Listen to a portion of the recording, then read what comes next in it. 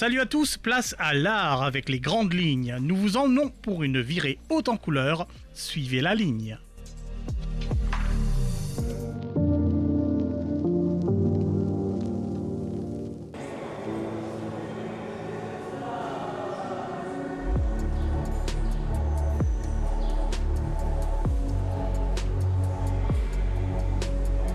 Cap tout de suite sur l'Institut français de Maurice à Rosil. Avant que la Covid-19 ne repointe son nez en 2021, l'IFM prévoyait de démarrer sa saison culturelle avec les chantiers de l'IFM. Comme pour le reste des activités de 2021, les chantiers ont hélas dû s'accommoder à des contraintes de la deuxième salve locale ainsi que mondiale de la pandémie. Moyennant adaptation et ajustement, ces chantiers se sont mis en place grâce à l'assiduité des parties prenantes.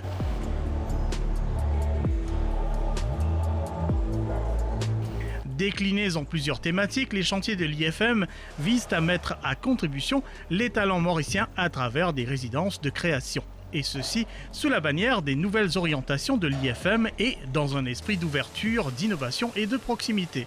Nous avons suivi lors de quelques visites cette transformation radicale des locaux même de l'IFM, notamment par le biais d'un chantier confié à Émilien Jubot, directeur artistique, dont le chantier s'intitule Matière à réflexion. Sans tout révéler, nous vous proposons une entrée dans les coulisses de ce travail titanesque en cours qui sera révélé bientôt dans toute sa gloire.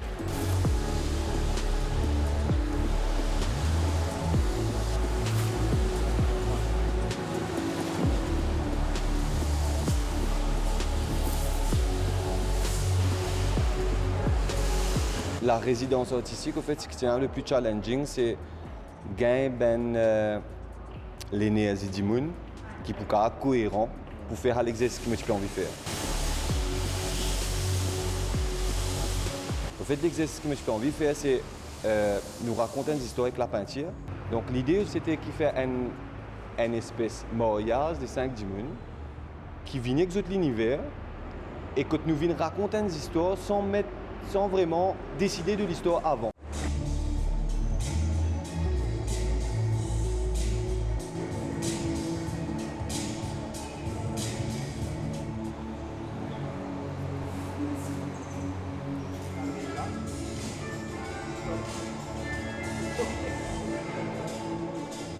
Je connais tous les artistes qui travaillent au band fresque de l'IFM depuis assez longtemps quand même.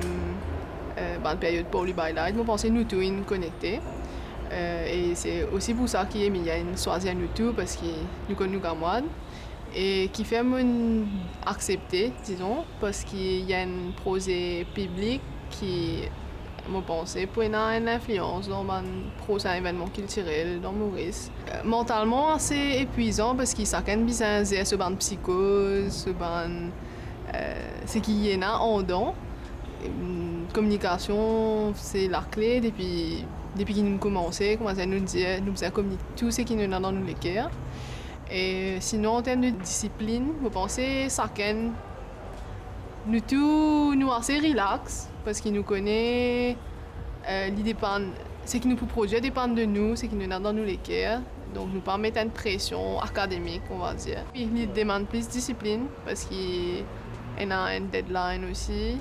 Et le collectif, c'est la gestion.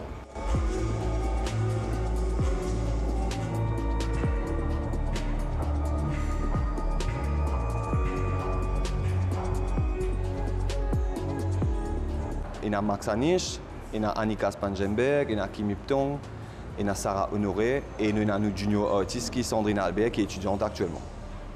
Donc, ce qui fait une semaine d'Imoun, c'est que chaque Dimoun dans ce style et d'une façon de déformer la réalité.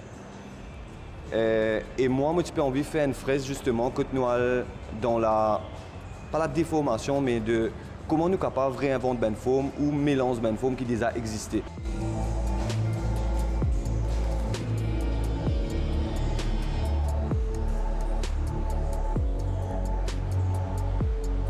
Déjà au tout début, c'était l'euphorie. J'étais contente de pouvoir travailler avec tout le monde parce que, comme Sarah l'a dit, on est tous amis et c'est la première fois qu'on travaille ensemble. on se connaît depuis un peu de temps et du coup, donc, de pouvoir bosser avec eux, ça a été... C'est fun, je le prends comme un fun. Le but, c'est un peu de chevaucher le travail de l'autre, mais on avait déjà un plan de comment est-ce qu'on va faire la fresque. Donc, du coup, à travers ce plan-là, on sait qui va mettre quoi là et qu'est-ce qui va être là. Et du coup, on travaille notre partie. Quand l'autre personne vient travailler sa partie, ça ne dérange pas notre travail. Donc, et en même temps, il y a d'autres personnes qui viennent retoucher le travail que nous, on a fait pour ramener sa touche aussi. Mais ça ne nous dérange pas parce que c'est un travail collectif et que, justement, vu que l'autre personne emmène sa touche, ça donne une autre touche à notre travail.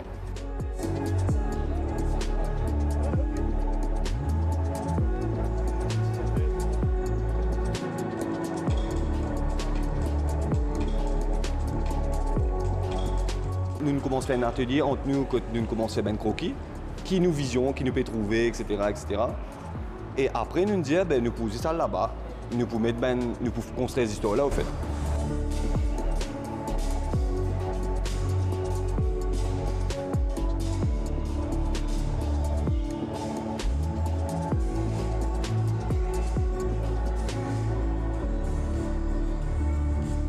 Après plusieurs mois à travailler de façon très solitaire dans mon atelier, entre les lockdowns successifs et les projets, j'avais envie d'une expérience collective un peu, donc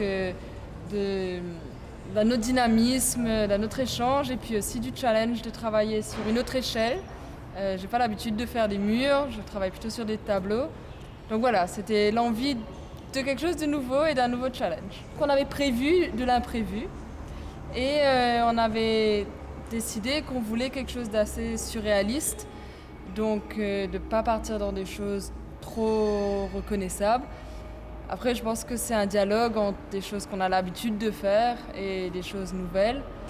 J'imagine que chaque jour est un jour différent, les dialogues visuels sont différents. Pour vous, voilà, comment vous faites l'expérience de ça? Qu'est-ce qui vous parle à un moment donné?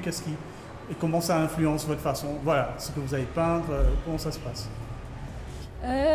Disons qu'on est parti d'un point de départ où chacun a quand même misé un peu sur ses forces, on va dire, ou sur sa zone de confort. Donc moi j'ai l'habitude de peindre des paysages, donc c'est vrai que Sarah et moi, on avait été, on va dire, mis un peu on était un peu plus en charge, on va dire, des paysages.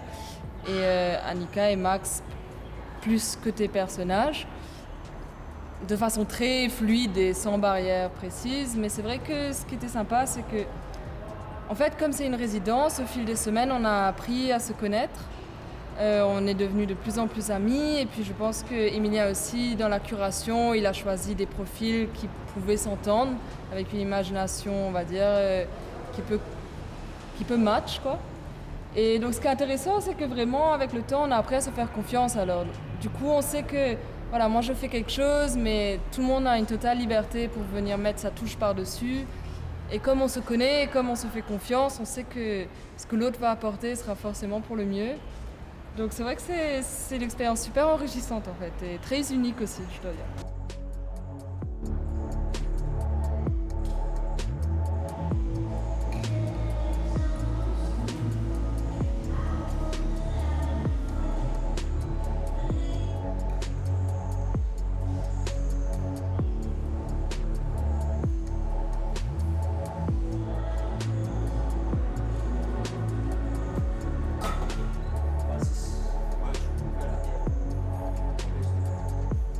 Nous avons signalé qu'il y a une nouvelle équipe, une équipe avec 2 personnes d'expérience, mais très jeunes dans la tête, et qui nous donne moi une carte blanche. C'est la première fois de ma vie que tu as dit de moi une bidée, dis-moi comme ça, Emilia, on te fait confiance, tu as la carte blanche.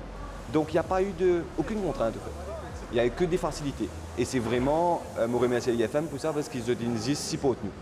Dans tout ce qu'ils nous pouvaient faire, nous bisons ça, de nous. Et c'est vraiment agréable de travailler dans ces conditions-là. Et je pense que ces conditions-là aussi reflètent ce qui nous mettait dans le travail, nous fait, parce qu'ils nous vraiment à l'aise.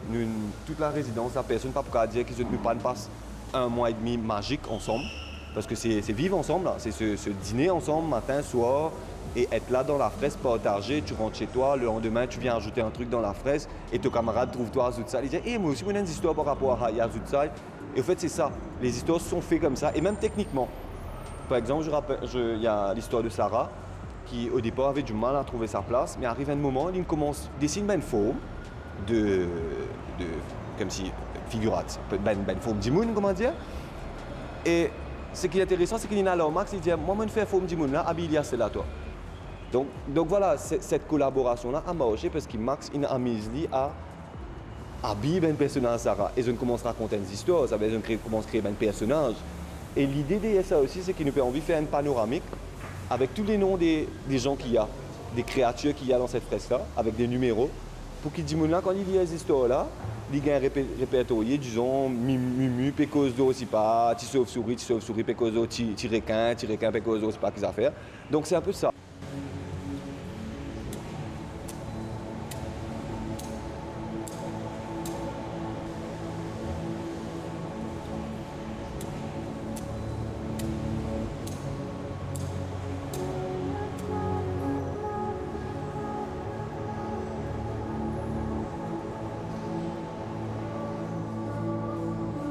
Moi, les presque historiques, je travaille avec un artiste, je trouve grandi, je trouve différents styles.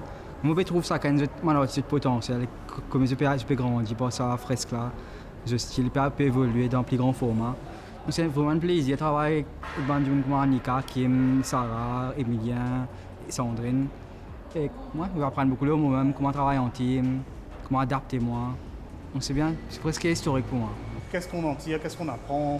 Qu'est-ce qu'on doit apprendre à faire? Voilà, Bon, c'est apprendre à adapter, apprendre à écouter ici, parce qu'ils me pensaient que des fois, nous payons qui nous crédit que nous, d'une façon, ils besoin d'écouter, continuer, améliorer. Donc moi, c'est vraiment une expérience que je vais apprendre, par exemple, Kim, je vais apprendre peindre sur landscape, qui est un plaisir, ajouter texture, band shape qu'ils avaient trouvé avant. Donc c'est vraiment un learning process pour moi. La palette qui te fait servir en ce moment, donc les couleurs que tu te servir là, est-ce que c'est bonne couleur que tu peux habituer servir normalement ou bien c'est, je sais pas, ça vient d'ici, c'est... Je vais appliquer que le flow, je vais faire une couleur, je peux apprendre plus jouer couleur et pas vraiment, je vais vraiment penser, je vais laisser la peinture à cause avec moi d'une façon. Je viens plus un jeu que me permet de travailler au plus grand format, qui est vraiment un plaisir.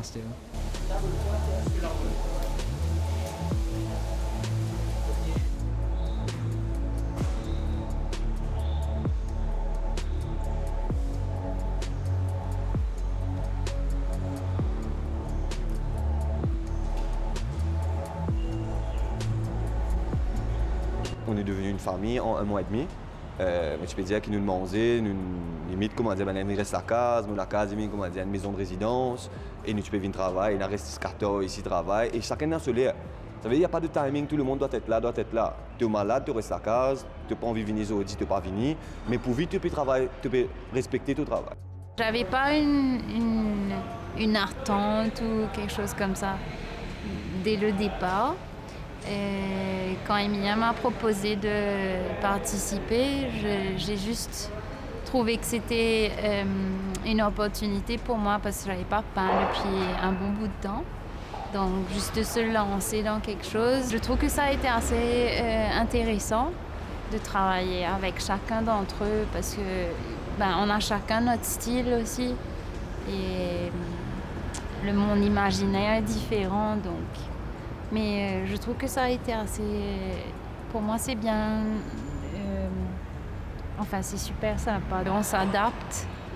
Et c'est vrai qu'on essaye de ne pas se limiter dans ce qu'on fait d'habitude, mais un peu évoluer et...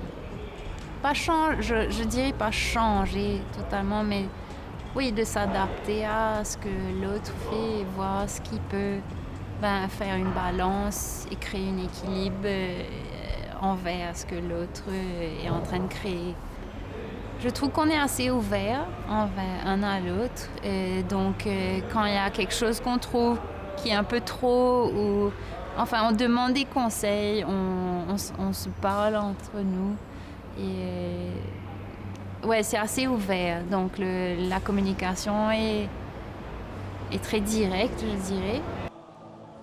Dans le même élan, l'espace de restauration baptisé le Baudelaire subit des transformations tant au niveau du fond que de la forme. Si la partie culinaire mijote encore dans le chaudron du chef Fabio, déjà certains éléments de la déco laissent entrevoir une transformation radicale qui donne la part belle à la proximité, au design et à cette volonté de valoriser des éléments souvent considérés comme banals.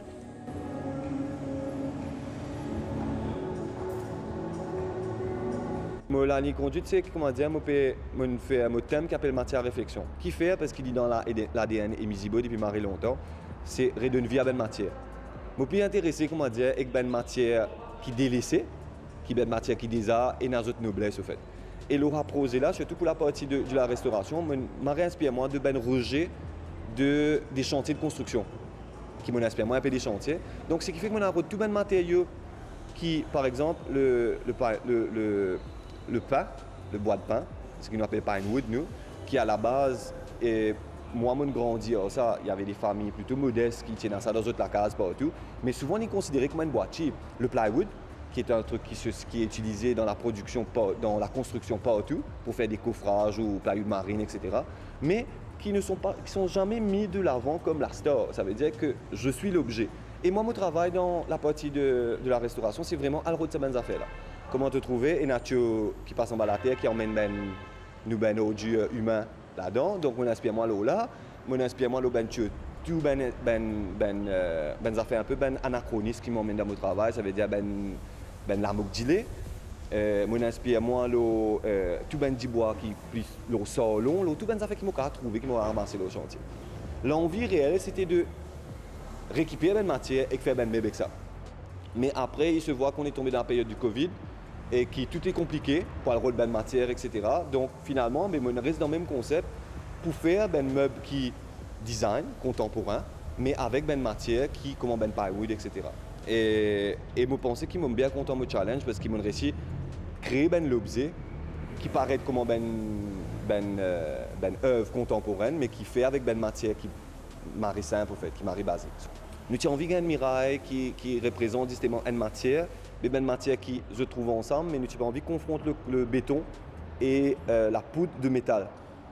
Donc nous faisons un mur là-bas qui à la base un mur en béton, mais qui mélange avec une poussière de métal qui fait, parce qu'il a envie qu'il mette là, il a de la vie avec le temps.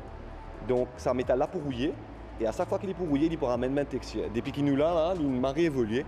Et de fil en aiguille, la roue pérée sortie. Donc, moi, j'ai envie d'une espèce mur avec une vie.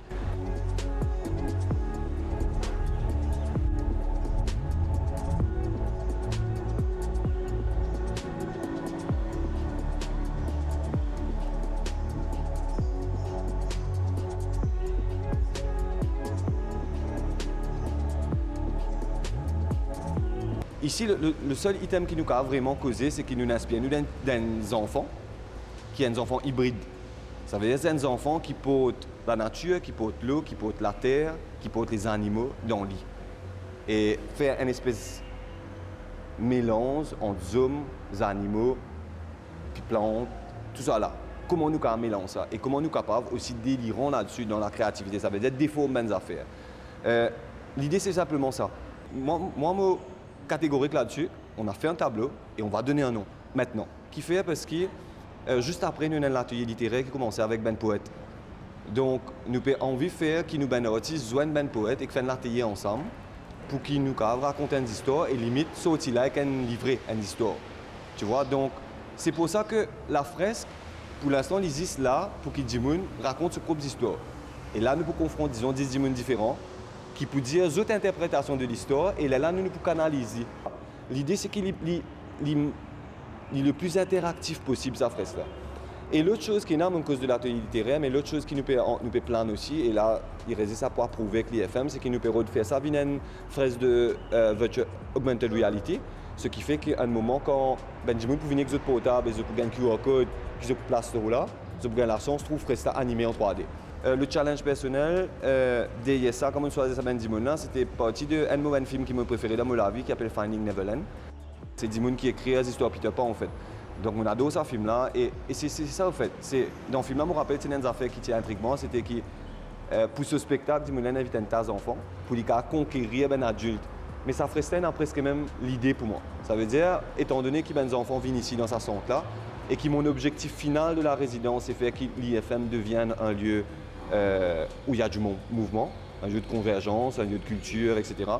Donc l'idée, c'est ça, c'est que tout le temps, quand un enfant se retrouve devant cette fresque-là, sur l'esprit, comment dire, il reste là une journée à imaginer qu'ils histoires là-dedans. Les chantiers de l'IFM se poursuivent encore sous d'autres déclinaisons.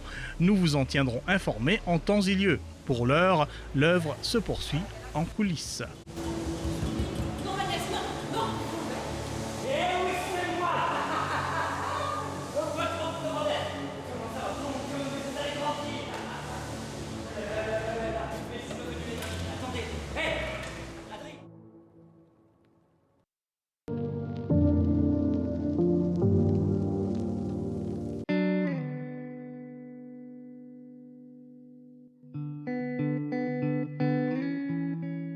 Il nous reste une petite fenêtre pour vous lancer une invitation. Depuis ce 29 septembre et jusqu'au 8 octobre, Christian Bossupica, photographe, vous propose Empreinte de Médine, une collection de photos prises in situ à cette ancienne usine sucrière qui a cessé de tourner en 2018.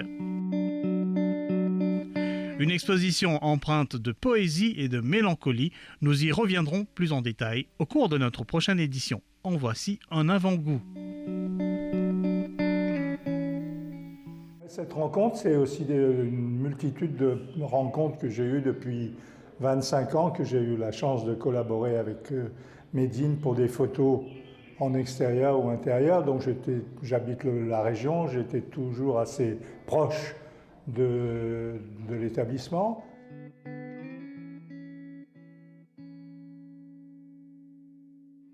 Il y a beaucoup de travail qui est fait sur la couleur dans les tuyauteries, par exemple. J'ai été assez séduit par les lumières qu'on y trouve. Et puis, il y a une atmosphère extraordinaire. On n'entend plus les hommes, mais ils sont presque là quand même.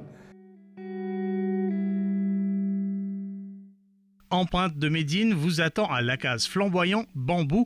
Pour plus de détails, voici un numéro de contact.